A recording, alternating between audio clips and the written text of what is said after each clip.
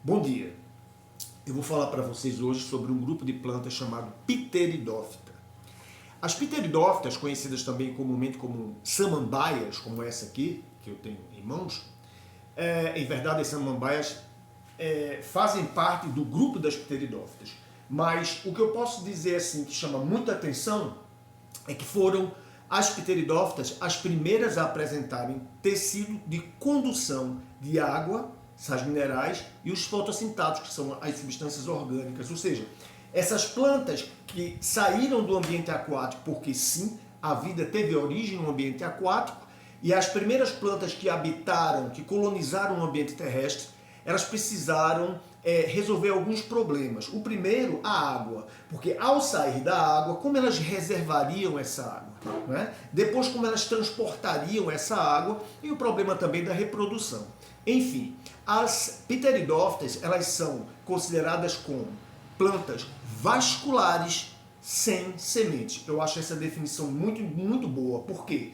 Veja bem, o que nós entendemos por tecido vascular é esse conjunto de canais, né, que se desenvolveram, que evoluíram no corpo da planta para transporte dessas substâncias, tanto água como sais minerais, e dos fotossintáticos, que nós chamamos as substâncias orgânicas produzidas através da fotossíntese. Então, essas plantas, elas evoluíram e desenvolveram esse sistema de condução de substâncias, chamados de xilema, para transporte de água e sais minerais, e floema, para transporte das substâncias orgânicas, que nós chamamos de fotossintáticos. As pteridófita, as pteridófita, porque eu estou falando do grupo pteridófita, elas desenvolveram esse sistema de condução de substâncias, né? Foram as primeiras. Então é isso. Já as briófitas, que são os musgos, são representados, por exemplo, pelos musgos, eles não apresentam esse sistema de condução de substâncias. No caso das pteridófitas, elas surgiram no planeta Terra em torno de 400 milhões de anos atrás, no período devoniano, mas apenas no período carbonífero, de acordo com os registros fósseis, essas pteridófitas, elas se diversificaram e apresentam, daquele tempo de 330 milhões de anos, mais ou menos a mesma morfologia que a gente encontra hoje das samambaias, das pteridófitas modernas, vamos assim chamar. Então, vamos agora mostrar aqui para vocês alguns exemplos de pteridófitas. Vocês veem aqui nessa figura uma pteridófita aquática. Existem pteridófitas aquáticas. Entendamos que ao longo da evolução, quando as primeiras plantas saíram do ambiente aquático e colonizaram o ambiente terrestre, ao longo da evolução, alguns grupos voltaram a habitar o ambiente aquático, como por exemplo algumas samambaias aquáticas. Essa que eu estou mostrando aqui para vocês chama-se azola. Ela é muito pequena e vocês podem ter uma noção do tamanho da azola, que é uma samambaia aquática, com o dedo que vocês estão vendo aí.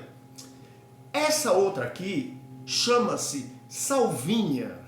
Pode ser a espécie Salvinia auriculata. Também é uma samambaia aquática, elas são flutuantes. E no caso específico da salvínia, elas podem apresentar problemas ecológicos. Por exemplo, elas podem tomar conta da superfície de todo o espelho d'água de um lago, ou até mesmo de um reservatório de abastecimento d'água ou para a produção de energia elétrica. E isso pode trazer problemas operacionais. Porque quando essas plantas tomam toda a superfície da água, elas impedem a passagem da radiação solar. E aí as bactérias que não precisam de radiação solar para fazer fotossíntese, elas se desenvolvem, consomem o oxigênio, e aí nós teremos problemas de qualidade dessa água. Por quê? Porque a salvínia, que é esta planta aquática que vocês estão vendo, uma samambaia aquática, elas podem se tornar uma verdadeira praga no ambiente aquático. Como vocês estão vendo aqui, por exemplo, eu já testemunhei um reservatório de abastecimento d'água lá no estado de Pernambuco, praticamente tomado por Salvinia auriculata. Isso pode trazer um problema ecológico muito grave. Esse outro exemplo aqui é de uma samambaia chamada xaxim, muito comum da Mata Atlântica, chegando até a ficar ameaçada de extinção, porque as pessoas extraíam desse caule o material para fazer cestas, para plantar até mesmo outras samambaias ou outras plantas que chamado xaxim. Essa daí mesmo pode ter até mais de 3 metros de altura, né? E esse aqui é outro, por exemplo, que é o Psilotum. O Psilotum também, Psilotum é um tipo também de pteridófita, bem antigo. Ou a Selaginella. Estou mostrando para vocês a variação morfológica das pteridófitas, né? Vários tipos de pteridófita, mas nós precisamos entender que todas elas são consideradas plantas vasculares sem sementes. Lembremos que as plantas vasculares com sementes podem ser divididas em angiospermas e gimnospermas, né? Mas no caso das pteridófitas, elas não têm sementes, obviamente não têm flores. Então são plantas vasculares sem sementes. Isso aqui é bem interessante, é mais um tipo bem antigo de pteridófita, que são chamadas cavalinhas, né, que é Exetum. Há uma curiosidade sobre as cavalinhas, porque em seu corpo, no corpo da planta, tem muita sílica. E nos Estados Unidos, no período colonial, eles usavam isso aqui como material para polimento de metais, por conta exatamente da impregnação de sílica na fronde dessas plantas. É mais uma coisa que eu vou explicar, porque as samambaias nós não chamamos folhas, caules, raízes. Na verdade, folha nós chamamos de fronde. Esse talo central aqui, raquis. E neste caso aqui é uma fronde fértil. Mais uma coisa que eu vou explicar para vocês nos próximos slides. Para se identificar uma samambaia, é muito simples você procurar uma estrutura da folha jovem, que nós chamamos de báculo. Todas as pteridófitas elas vão apresentar a folha jovem neste formato que vocês estão vendo aí. Então, se vocês estiverem em campos, ou em alguma ocasião, alguma situação, que vocês queiram identificar se é uma samambaia ou não, procurem a folha jovem. Se vocês virem esta estrutura, né, enrolada na folha jovem, que nós chamamos de báculo, trata-se então de uma planta pteridófita. Tá aí o báculo, mais um para vocês entenderem o que seria o báculo, né? Aqui é o ciclo reprodutivo de uma pteridófita, uma coisa bem característica deste grupo. Vamos lá. Existem na natureza alguns organismos que se utilizam de uma alternância de gerações durante o seu ciclo de vida. No caso aqui, o exemplo das pteridófitas. Vocês encontram nessa parte azulada em cima o esporófito e aqui a parte embaixo, em forma de coração, o gametófito. Vamos lá. Fito, planta. Esporófito, planta que produz esporos, aqui em cima. Como, por exemplo, isto que eu estou mostrando aqui para vocês. É um esporófito. O esporófito, inclusive, fértil, porque vocês observem essas estruturas amarronzadas, esses pontos amarronzados, que são chamados de soros.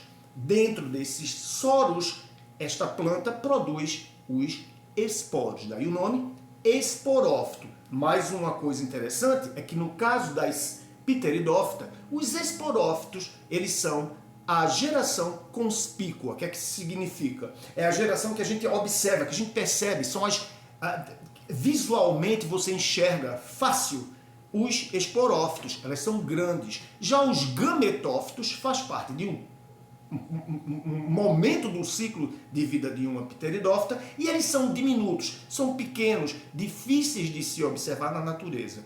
E eles se encontram no solo, nas pedras, em ambientes úmidos. Por quê? Porque para a reprodução das pteridófitas há necessidade da presença de água. Inclusive, isso aí é uma característica que mostra como essas plantas vieram do ambiente aquático, mas ainda não desenvolveram a total independência da água para sua reprodução. Como, por exemplo, as plantas com flores, as gimnospermas, as angiospermas, elas não dependem da água diretamente para que haja reprodução.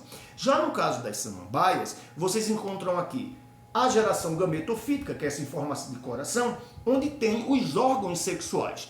Aí é gametofítica. Fito, gametófito, fito, planta, gameta, planta que produz gametas.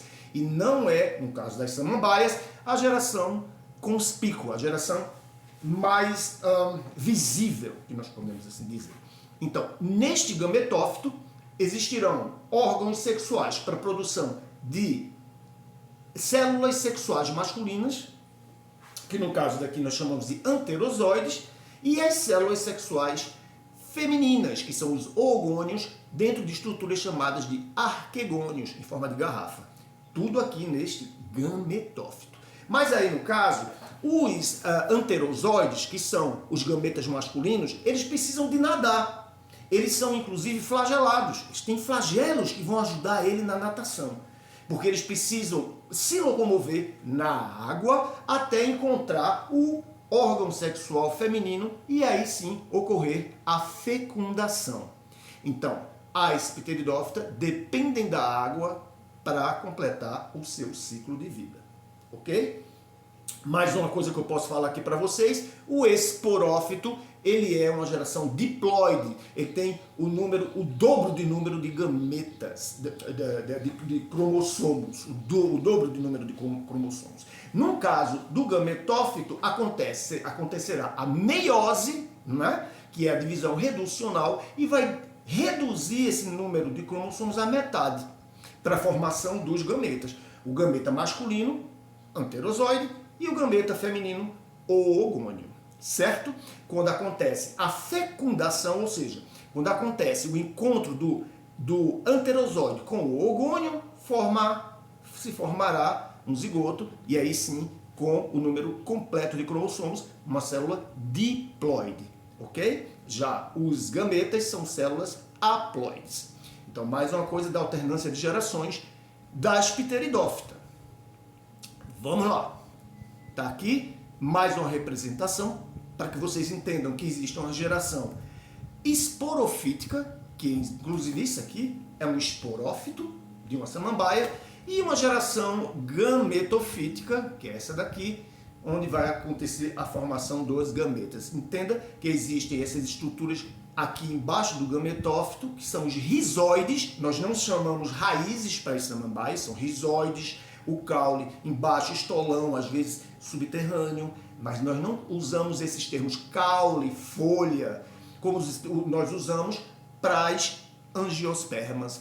Então, nesses gametófitos acontece a produção dos gametas, como eu já falei para vocês, a fecundação e a formação de um novo esporófito. Vocês observam nessa figura aqui a germinação e o crescimento de um novo esporófito, que vai gerar isso aqui no futuro.